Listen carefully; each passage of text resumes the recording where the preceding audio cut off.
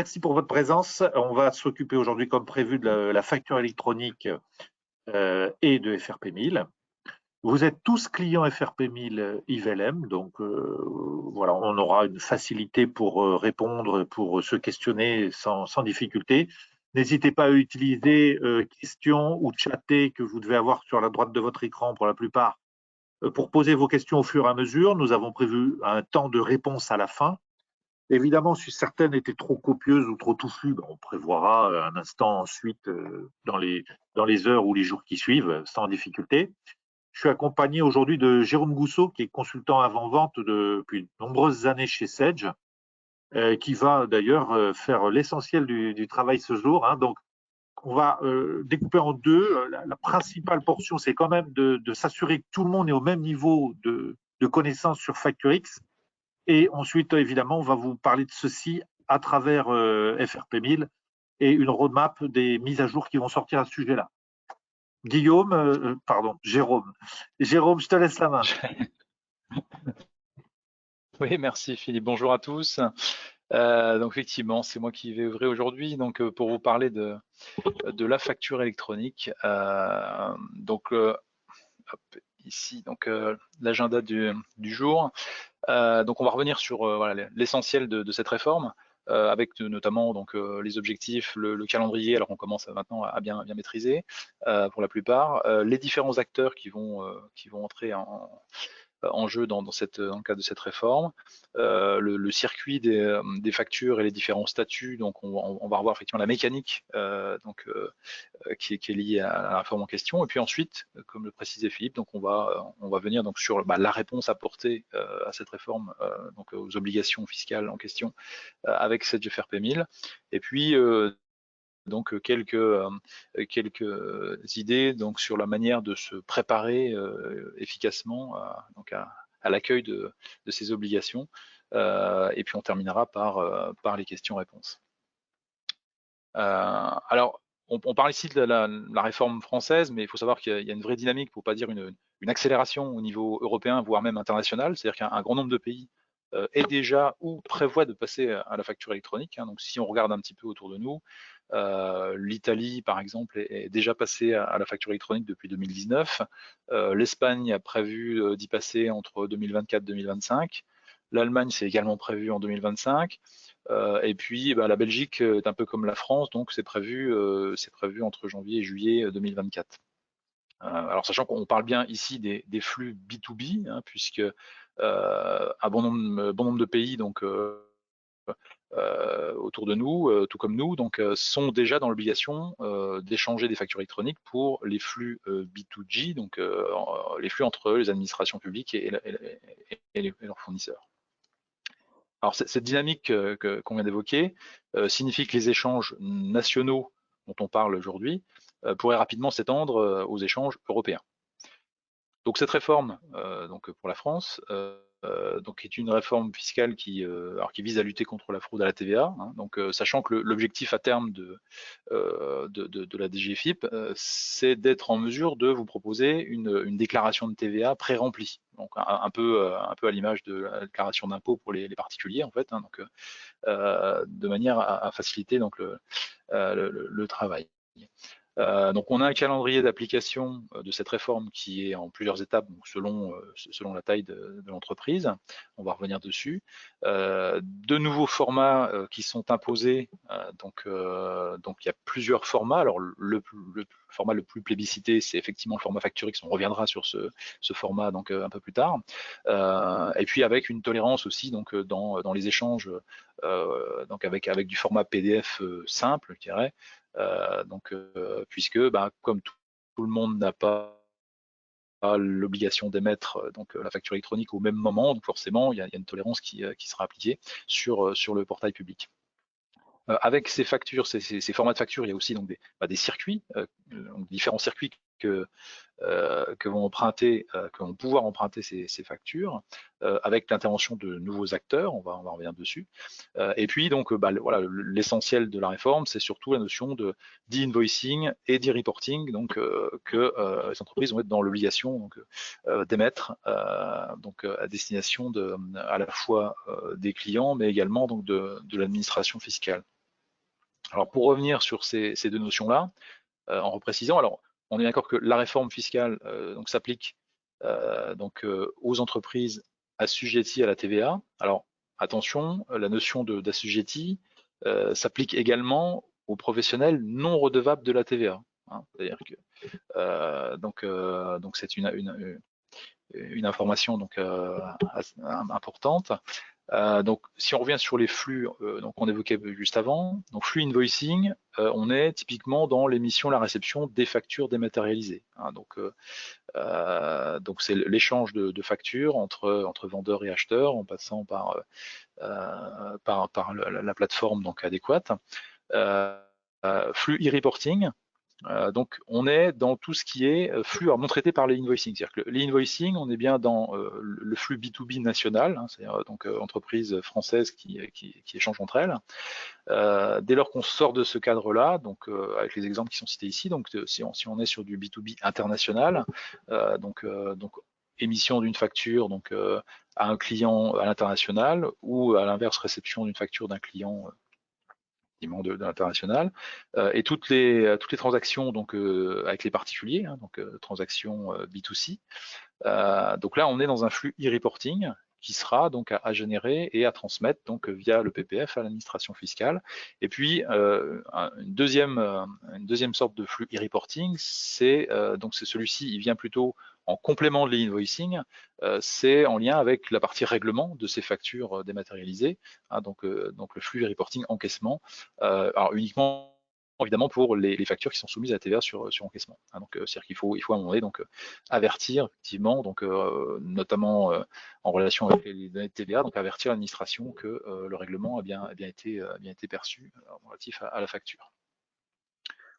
Donc ça c'est pour les différents flux. Alors si on revient sur le calendrier, donc celui-ci on l'a déjà aperçu donc bon nombre de fois. Donc en fonction de la taille d'entreprise, hein, donc alors déjà la réception des factures électroniques, tout le monde est au même niveau, c'est-à-dire que c'est 1er juillet 2024, toute entreprise devra être en mesure de pouvoir réceptionner une facture électronique. Quel que soit le format parmi ceux qui sont proposés, on va en reparler. Et puis donc l'émission, quant à elle, donc dépend de la taille d'entreprise. Donc voilà, les plus grandes donc seront au même niveau que la réception, donc vont avoir l'obligation, la double obligation de réceptionner et d'émettre facture au 1er juillet 2024. Et puis ensuite donc voilà, décalage dans le temps, donc 1er janvier 2025 pour les ETI et 2026 pour les TPE PME. Donc c'est la raison pour laquelle on a cette fameuse tolérance, hein, au niveau du format, puisque bien évidemment une PME qui sera dans l'obligation d'émettre une facture électronique, enfin une facture au format facture X, si on prend cet exemple-là, au 1er janvier 2026, eh bien, avant cette période-là, évidemment, on pourra continuer à émettre ces factures comme elle le fait déjà aujourd'hui. Donc, ça peut être du PDF simple, voire même une facture papier éventuellement. Hein, donc, il y aura forcément une phase de transition où il y aura des tolérances effectivement au niveau des échanges. Ce qu'il faut noter également, c'est que on dit effectivement obligation d'émission, donc voilà, 2024, 2025, 2026 en fonction de la taille. Il y a maintenant quelques exceptions, on va dire, hein, donc qui sont listées en dessous. C'est-à-dire que si vous avez fait le choix donc de l'option d'assujetti unique au niveau de la TVA au 1er janvier 2023, donc là, l'obligation d'émission est ravancée au 1er juillet 2024, quelle que soit la taille de votre entreprise. Alors pareil, on évoquait donc les différents types de flux. Je l'ai précisé tout à l'heure en introduction, donc bien évidemment, en France, comme dans certains pays aussi, donc on avait déjà des flux de factures électroniques en place, notamment par rapport au gouvernement, hein, donc à l'échange avec les collectivités. Donc, si votre entreprise se trouve dans ce cas de flux B2G, aujourd'hui, eh bien, l'émission est également pour les autres flux avancés au 1er juillet 2024. Et puis, il y a bien évidemment donc la notion de dépendance de donneur d'ordre, hein, c'est-à-dire que eh bien l'entreprise peut effectivement être en relation avec quelques gros clients qui de leur côté donc vont être dans l'obligation de passer à la facture électronique et vont à ce moment-là donc vous imposer en fait d'émettre également donc à leur rencontre une facture électronique. Donc à ce moment-là, le 1er juillet 2024 sera également la date retenue pour l'obligation d'émission. Et puis le dernier cas, donc c'est évidemment si votre entreprise fait partie d'un groupe et que la politique du groupe donc décide d'anticiper donc le passage à la facture électronique, eh bien donc on va avancer aussi donc l'échéance au 1er juillet 2024. Ce qu'il faut noter également, c'est que donc c'est écrit ici à droite, c'est que donc on a quel que soit effectivement l'échéance retenue, donc on a une ouverture, on en reparlera tout à l'heure, une ouverture de la plateforme publique donc pour test qui est prévue donc en début d'année, donc en janvier 2024. Donc ça veut dire que en gros ceux qui sont dans l'obligation d'émettre et de recevoir, enfin pas tout le monde est en obligation de réceptionner, mais pour ceux qui sont en obligation d'émettre également, donc les tests ne pourront être effectués que dans la période de 6 mois, on va dire entre janvier 2024 et juillet 2024, où l'obligation donc tombera. Mais on reparlera effectivement de cette notion de PPF. Alors, qui dit obligation légale dit critères de motivation, c'est-à-dire qu'en termes de critères de motivation, la DGFiP a prévu deux éléments, et là on revient donc sur les flux qu'on évoquait précédemment, donc l'invoicing et des reporting, c'est-à-dire que si vous ne répondez pas à l'obligation donc d'émission du flux invoicing, donc vous pouvez être soumis à une amende de 15 € par facture, donc plafonnée à 15 000 € par année civile. Et dans le cadre du e-reporting, donc on est sur une amende de 250 € par transmission non réalisée, donc plafonnée aussi à 15 000 € par année civile. C'est-à-dire que en termes d'échéance, si par exemple vous effectuez des transactions avec l'international ou encore des particuliers, la DGFiP attend une transmission de votre part tous les 10 jours, donc ça fait 3 par mois, donc là on serait déjà à 750, donc si ceci n'était pas réalisé. Ajouter à cela donc le flux de paiement, donc on est tout de suite donc à 1000 € par mois, donc ça peut aller très vite. Donc il faut prêter attention à cela. Et donc élément dont il faut également tenir compte, c'est que via l'annuaire qui va être géré au niveau du portail public de facturation, la DGFiP sait quelles sont les entreprises qui ne respectent pas leurs obligations et a donc des facilités pour les contacter et les inciter à se mettre en règle. Alors, si on revient maintenant sur les différents acteurs, alors j'en ai cité déjà donc au moins un, c'est bien évidemment donc ce qu'on appelle le PPF, c'est-à-dire la plateforme publique, hein, donc le portail public de facturation. Donc, qu'est-ce que le PPF? C'est en quelque sorte le grand frère de Chorus Pro, hein, qui est aujourd'hui utilisé déjà donc pour les échanges avec les collectivités. Et donc, c'est alors une plateforme gratuite. Qui peut être le choix des entreprises, hein, donc en tant que plateforme d'échange, et qui sera dans tous les cas, en l'absence de choix, la plateforme par défaut donc, pour les entreprises. Donc c'est le portail public de facturation qui va concentrer donc l'ensemble des flux à destination de l'administration fiscale, c'est-à-dire que vous, en tant qu'entreprise, vous ne pourrez pas directement envoyer les données de facturation, donc les données relatives à la TVA, à l'administration fiscale. Donc, ça devra forcément transiter par le portail public de facturation. Portail public de facturation qui va également disposer donc d'un annuaire centralisé qui va donc recenser en fait donc toutes les entreprises et les choix qu'elles ont opérés donc en matière de PPF ou de PDP, donc on va revenir sur le PDP juste après, donc plateforme privée ou plateforme publique, de manière à connaître le circuit emprunté par les factures, donc pour chacune des entreprises. On l'a cité tout à l'heure, donc le portail public donc saura interpréter donc les formats, ce qu'on appelle les formats du socle minimal, c'est-à-dire il y a 3 formats qui ont été retenus, hein, donc dans ce socle. Donc l'UBL, le fameux format FactureX et le format NCFAC C2I. Donc sachant que le plus plébiscité, comme on disait tout à l'heure, donc c'est le format FactureX, donc on va revenir dessus un peu plus tard. Mais dans les trois cas ici, on est grosso modo avec de la donnée structurée au format XML, donc qui permet donc un échange simplifié effectivement des données de facturation. Le PPF, donc c'est bon à savoir également, proposera, alors dans le cas où évidemment c'est la plateforme, il s'agit de la plateforme émettrice de la facture, on verra les différents circuits tout à l'heure. Dans ce cas-là, donc le PPF pourra proposer l'archivage des factures, donc l'archivage à valeur probante sur 10 ans. Donc évidemment, si ça ne passe pas par le PPF, mais plutôt par des plateformes privées, aussi bien côté vendeur qu'acheteur, évidemment, donc là, on n'aura pas accès à cet archivage. Et puis, à noter également que le dépôt manuel des factures restera possible aussi dans une phase de transition. Alors, attention à ce dépôt manuel, donc c'est pas forcément très évident, c'est-à-dire que vous allez pouvoir certes déposer sur le portail public de facturation un PDF simple, mais forcément avec des données complémentaires à saisir, puisque le PDF en question ne répondra pas forcément donc à la norme fixée par l'administration fiscale. Informations également de règlements qui seront à un moment donné donc à saisir donc une fois le règlement perçu donc sur ce même portail. Donc il y a pas mal de saisies manuelles donc qui viendront également compléter ce dépôt de PDF simple. Donc c'est forcément moins évident que l'échange automatique donc dont il est question ici. Alors, je reviens rapidement sur effectivement la plateforme de test, donc c'est-à-dire que l'ouverture le 3 janvier 2024 du PPF pour test, et seulement à partir de ce moment-là, donc c'est-à-dire que avant aucun test n'est possible au niveau des différents échanges, aussi bien en émission qu'en réception.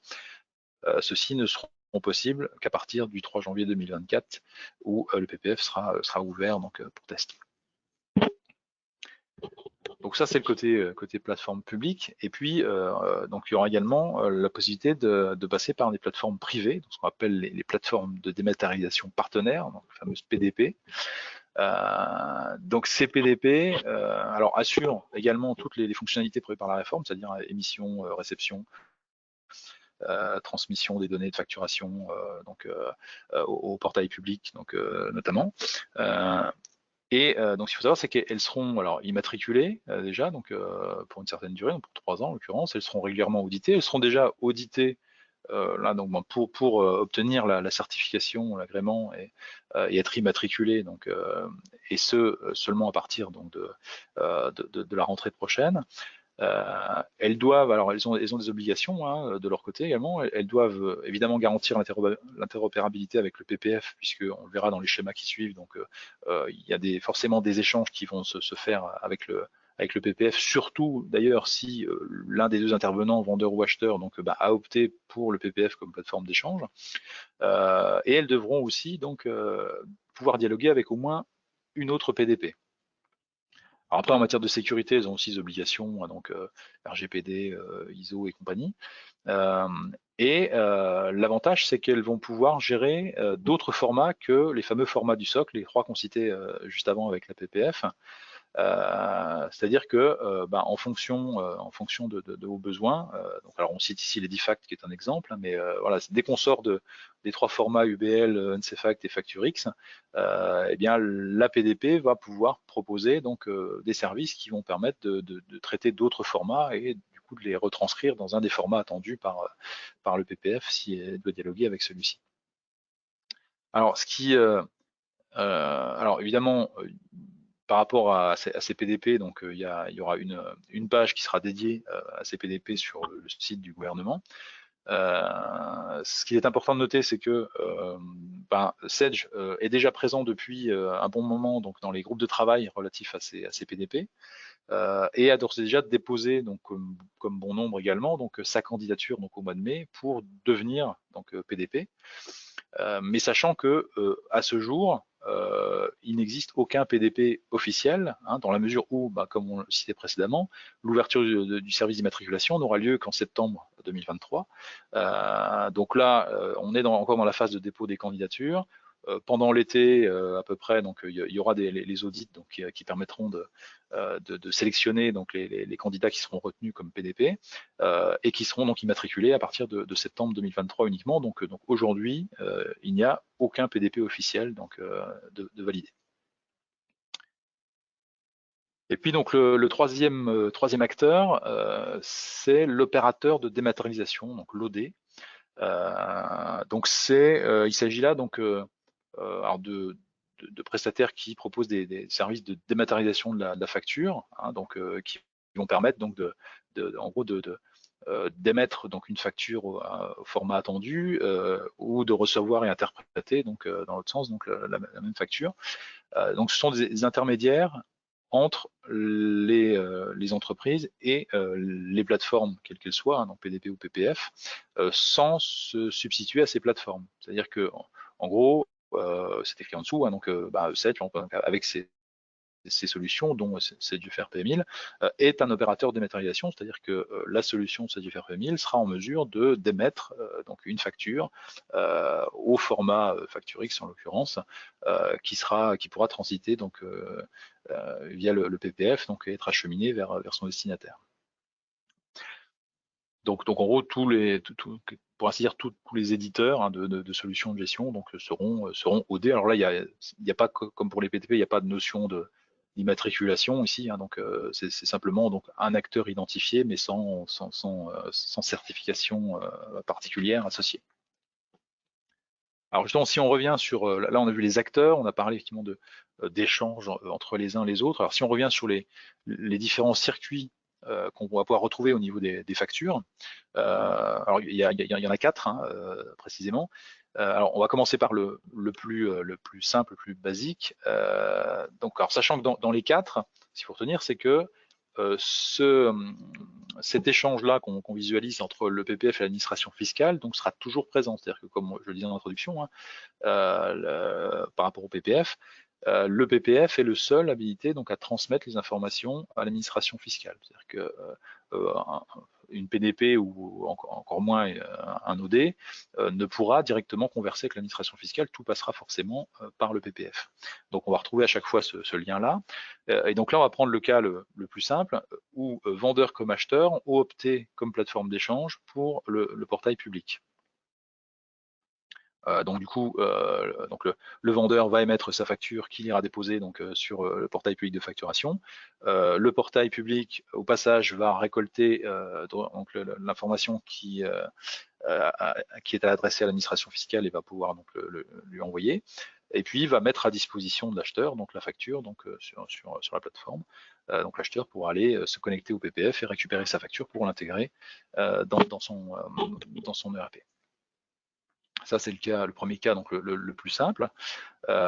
Deuxième cas, donc on a toujours notre PPF en lien avec l'administration fiscale. On est dans le cas où le vendeur va pouvoir opter pour une plateforme privée, cette fois-ci, mais seul le vendeur, c'est-à-dire que l'acheteur, lui, a opté pour le portail public de facturation. Donc dans ce cas de figure, donc le vendeur, lui, ne va plus converser avec le PPF, mais avec sa PDP. Donc il va donc générer sa facture et l'envoyer à sa PDP. J'aurais tendance à dire quel que soit le format, à la limite. La PDP, donc elle, donc soit conserve le fichier en l'état si on est déjà au bon format, soit éventuellement donc propose un service de transcription. Et c'est la PDP qui va envoyer au PPF donc la facture qui sera mise à disposition donc sur ce même PPF donc auprès de l'acheteur. Donc évidemment, si on a donc ce cas de figure-là dans un sens, on l'a aussi donc dans l'autre, c'est-à-dire dans le cas où c'est l'acheteur qui opte pour une PDP, donc une plateforme privée. Donc là, c'est le cas inverse, c'est-à-dire que le vendeur, lui, donc a toujours opté pour le portail public de facturation. Il envoie sa facture donc au bon format au PPF, qui va cette fois-ci le mettre à disposition non plus donc de l'acheteur directement, mais de la PDP de l'acheteur, qui pourra récupérer la facture et elle-même donc la mettre à disposition de l'acheteur. Donc dans ces cas de figure-là, à chaque fois, on passe dans tous les cas par le PPF. Donc le PPF, au passage, peut se servir donc au niveau de l'information à transmettre à l'administration et gérer ce flux-là. Et puis le dernier cas, c'est justement le cas où on ne passe plus forcément par le PPF, justement, le cas où vendeurs comme acheteurs ont opté pour une plateforme privée.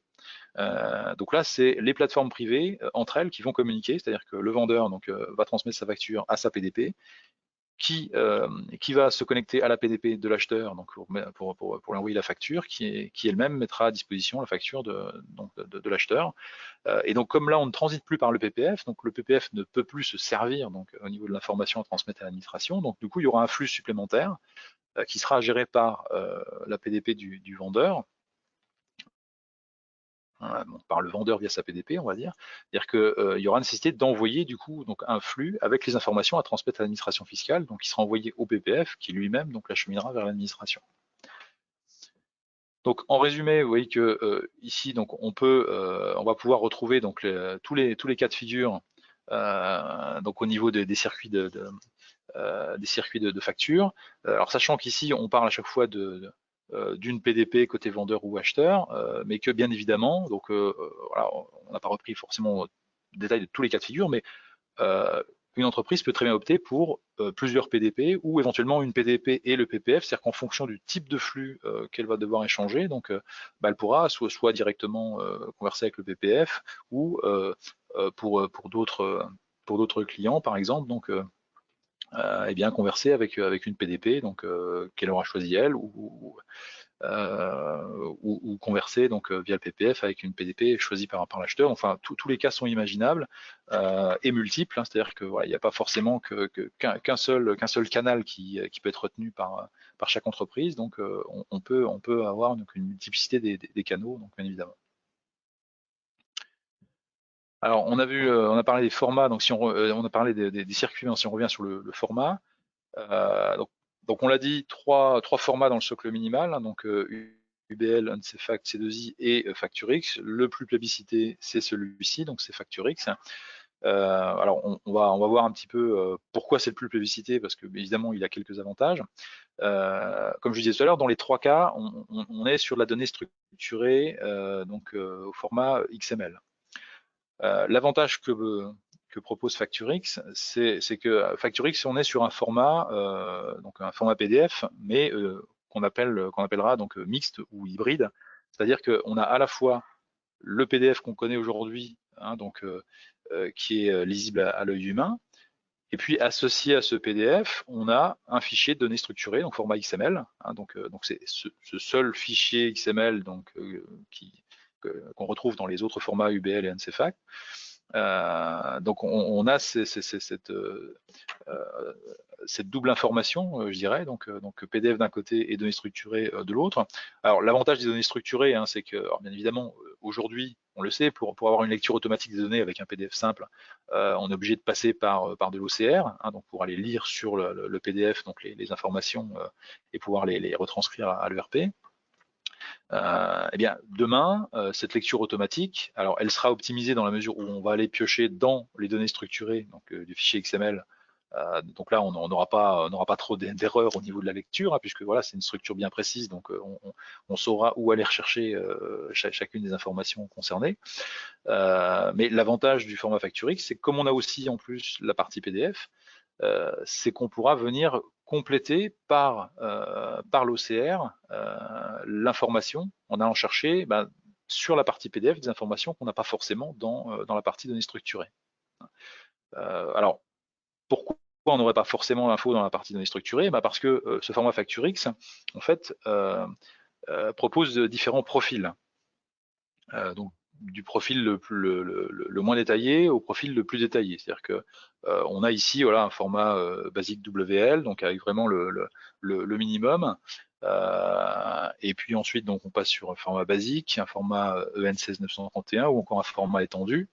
Donc dans la partie basique, on aura surtout des données d'en-tête de la facture, et puis après, plus on va vers l'étendu, plus on va intégrer des données donc relatifs aux lignes avec plus ou moins de détails.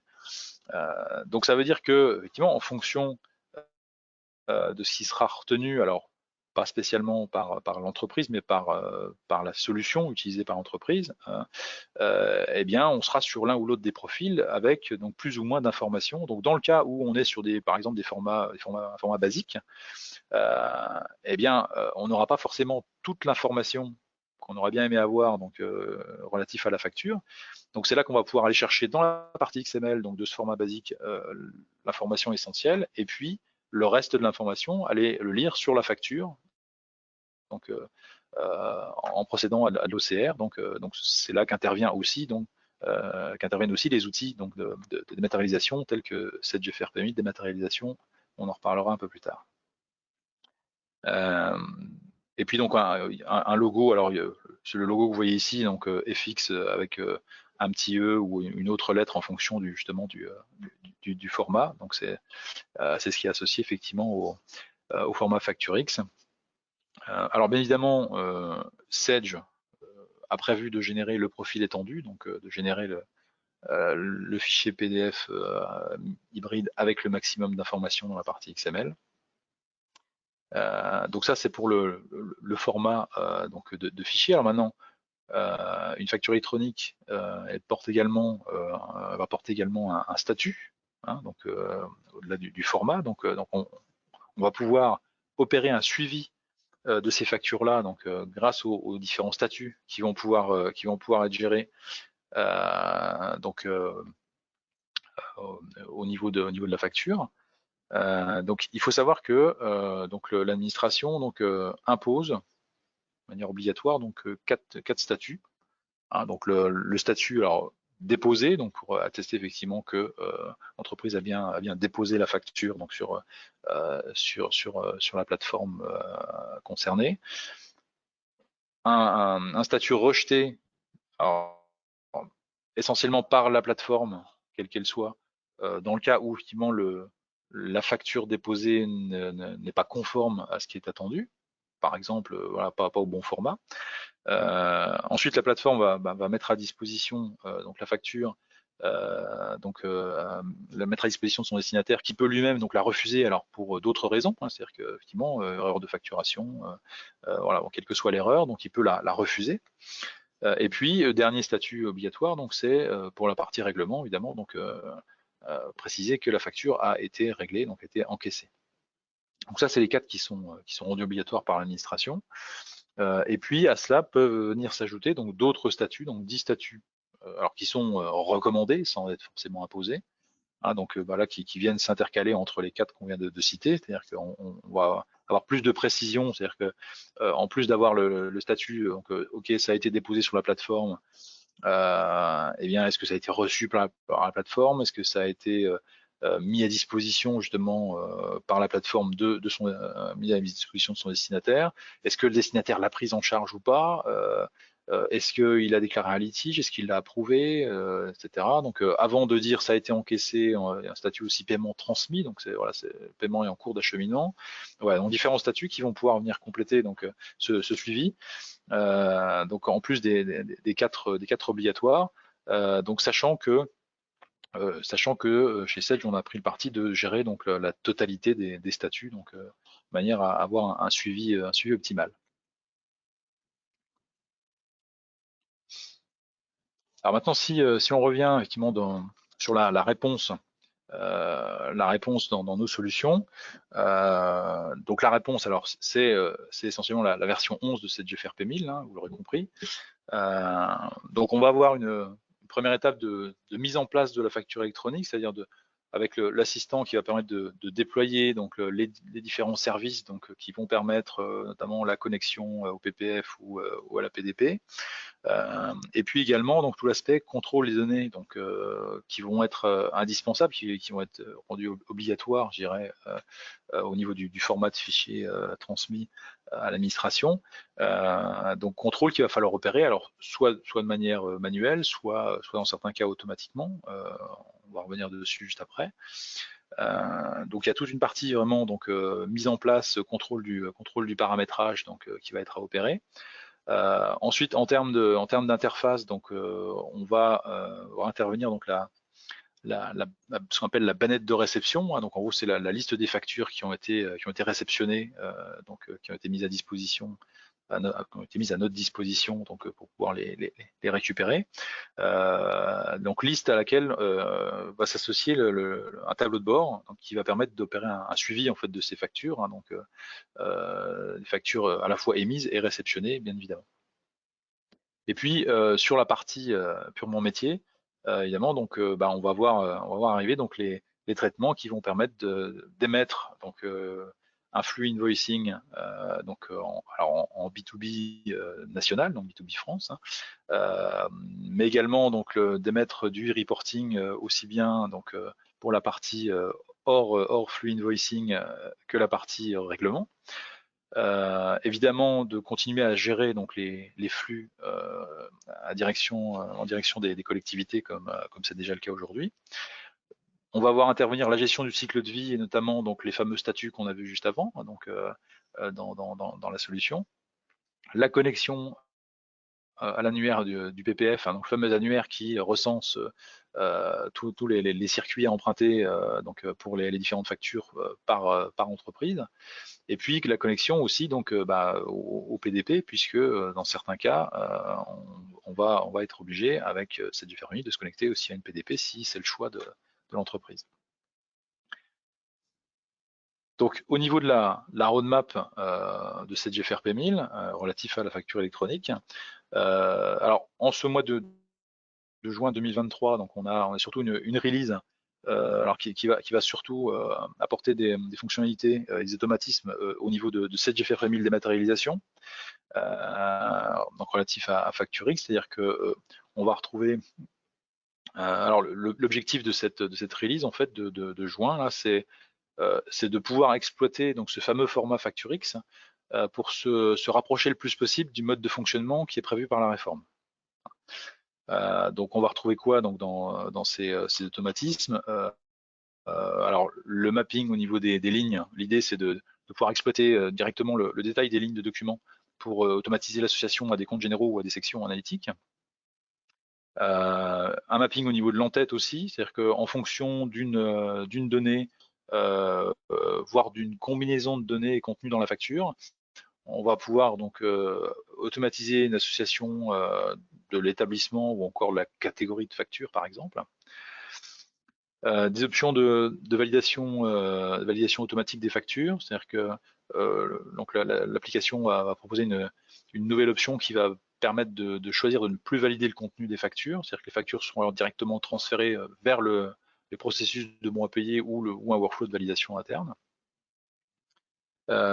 Et puis donc dernier point, donc la possibilité d'affiner les processus d'identification et de redirection des flux, donc par l'analyse donc de l'IBAN, du ou des IBAN, puisqu'on va pouvoir gérer l'IBAN multiple, ou encore donc l'identification du tiers. Et puis ensuite, par la suite, donc au mois de septembre, donc à la rentrée 2023, donc là, on verra arriver donc cette fameuse V11. Donc V11 qui arrive en septembre et qui verra des releases ou plutôt des patchs, on va dire, arriver donc au fil de l'eau donc par la suite. La V11 de septembre, alors elle est catégorisée d'anticipation, c'est-à-dire qu'en gros on va proposer dans cette V11 justement donc par rapport à ce qu'on disait juste avant, donc des outils qui vont permettre en gros de se mettre en conformité au niveau de la donnée, du paramétrage, donc par rapport à ce qui est attendu donc par la réforme, donc au niveau production, hein, au niveau émission réception.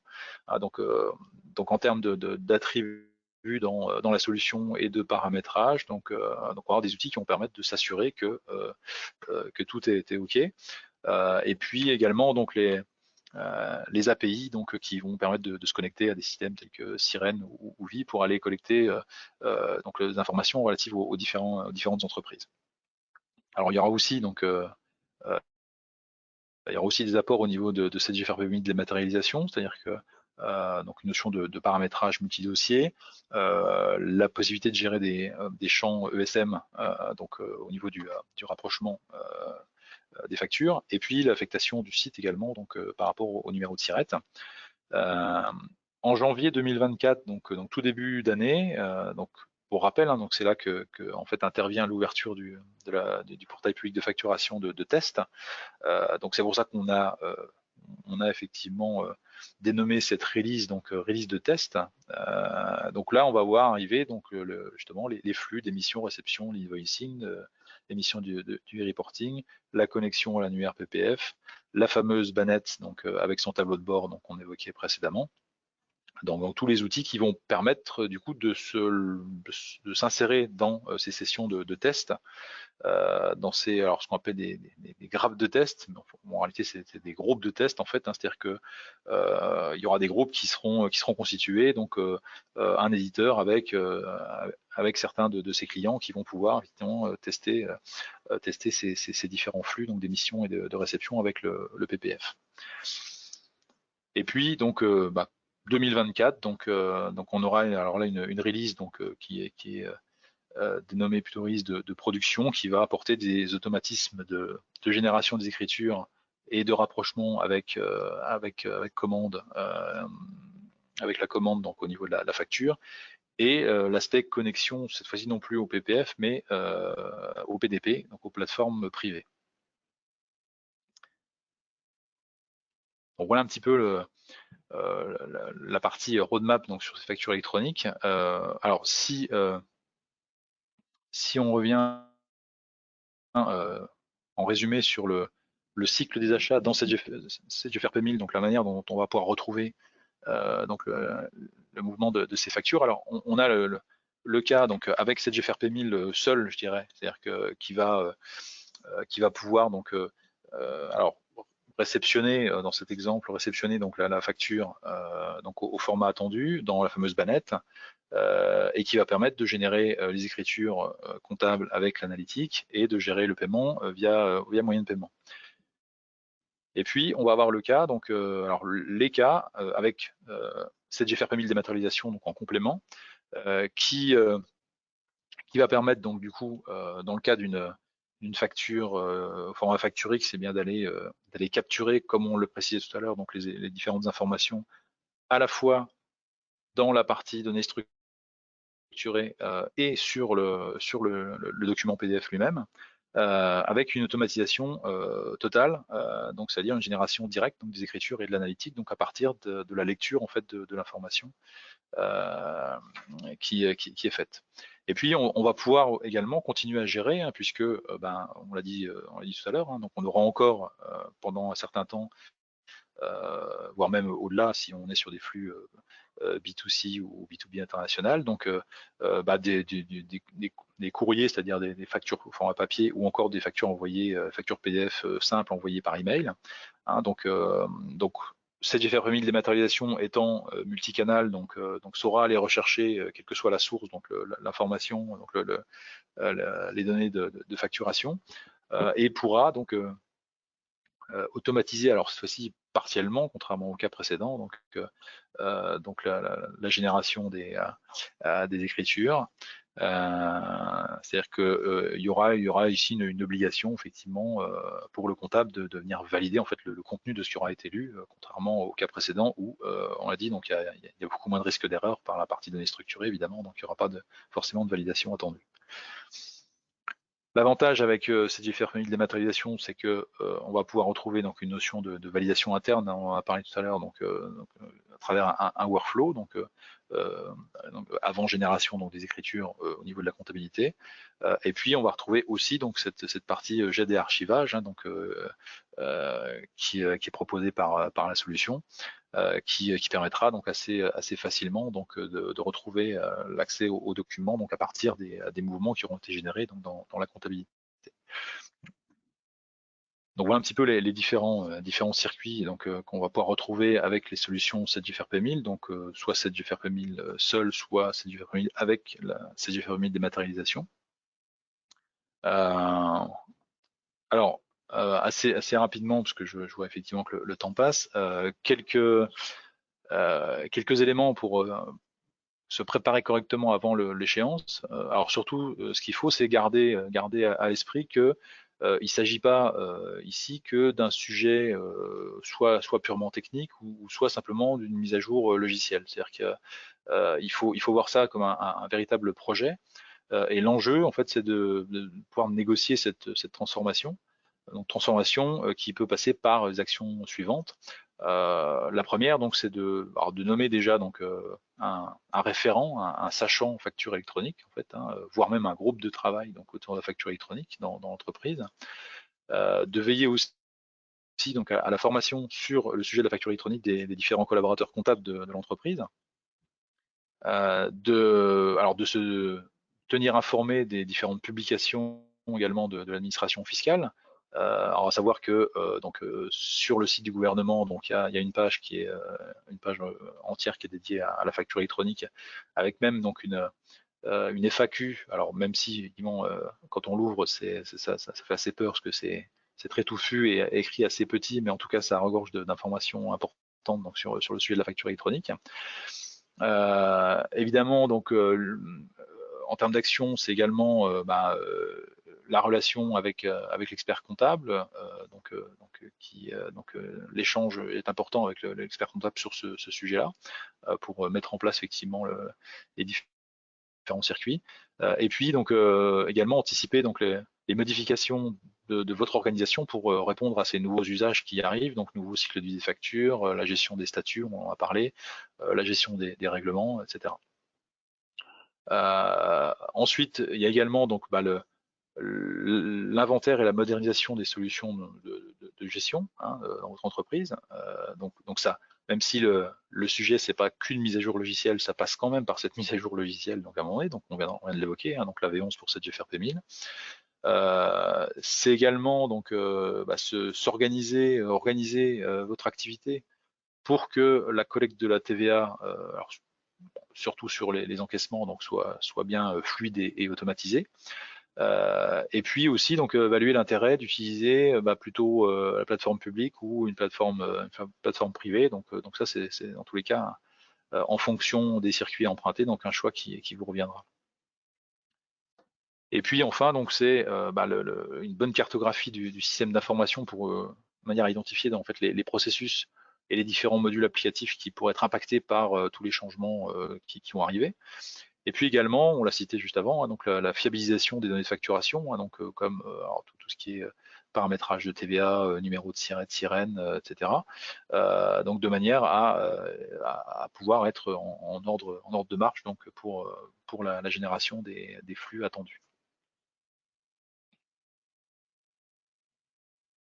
Pour terminer, alors quelles sont les évolutions pour la gestion?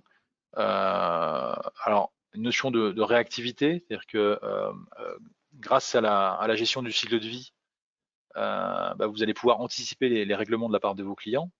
Et de cette manière, donc, vous allez plus facilement pouvoir planifier les règlements effectués auprès de vos fournisseurs, donc de manière à bien sécuriser votre trésorerie. Alors, grâce aussi à la restitution, les fameux statuts, la restitution des refus ou encore des acceptations partielles, vous allez avoir une meilleure réactivité, c'est-à-dire que vous pourrez contacter le client pour connaître la raison du refus, lui adresser par exemple une nouvelle facture. Donc là aussi, vous sécurisez votre trésorerie. Même chose sur les statuts de factures non prises en charge, vous allez pouvoir relancer immédiatement votre client. Au niveau de la productivité, on l'a vu juste avant, donc on va pouvoir faciliter évidemment la comptabilisation, donc alors avec ou sans outil de dématérialisation, évidemment. Faciliter aussi le rapprochement donc, des factures avec leur origine, donc bon de commande, bon réception. Bien évidemment, réduire les coûts d'émission et de réception, donc c'est un peu aussi un des objectifs de la réforme, donc c'est de réduire le coût de traitement en fait, d'une facture. Côté recherche et pistes d'audit, donc à partir d'une pièce comptable, ce qu'il faut retenir, c'est que vous allez pouvoir accéder en fait à l'origine de la facture, c'est-à-dire aux données qui sont associées à la facture, au PDF. Donc il y a plus de perte de facture donc à envisager, c'est-à-dire que par exemple face au commissaire aux comptes, donc qui vous demande effectivement à visualiser telle ou telle facture, donc il y aura beaucoup moins de moments de solitude à vous demander où est-ce que vous avez rangé la facture, si vous ne l'avez pas perdue, etc. Et puis en termes d'identification des anomalies, donc vous avez une facture qui n'a pas été payée, vous êtes immédiatement informé et vous pouvez donc dans la foulée engager une démarche donc sans perte de temps. Et puis enfin, côté contrôle, dans cette évolution de métier, donc il y a quelques éléments qui sont à prendre en compte, hein. Donc évidemment l'arrivée de nouvelles échéances, donc on l'a bien compris. Donc alors forcément ça se prépare, ça s'organise au niveau de l'entreprise. Le rapprochement des flux d'encaissement et de la TVA, donc c'est quelque chose qui est à intégrer. Et puis également l'identification donc des factures entrantes qui va permettre de limiter les risques de fraude. Et donc c'est bien la principale raison d'être de cette réforme, hein, on l'a dit en introduction. Voilà donc pour ce qu'on pouvait dire sur cette facture électronique et la manière dont on va pouvoir la traiter à travers cette GFRP 1000. Donc à présent, alors je sais pas, du coup, j'ai pas la main sur le chat, je ne sais pas s'il y a des questions qui ont pu être posées dans le chat. Mais c'est bon, justement, Jérôme, tu m'entends là, c'est bon? Oui, je t'entends. Merci beaucoup pour cette présentation très complète et que je souhaite très claire. Ça a l'air d'être le cas puisque nous n'avons ni questions ni chat. Donc, je pense que si vous avez des questions, c'est le moment, n'hésitez pas.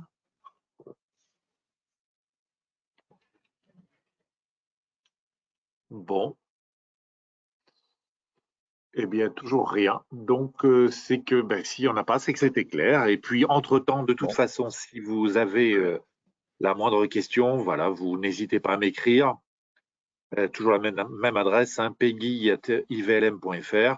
Et puis, à partir de là, on travaillera avec les équipes techniques, avec les équipes de Sage, à vous apporter la réponse que vous pouvez attendre. À très bientôt. Merci à tous pour cette participation. Merci à tous et bonne journée Au revoir. à vous.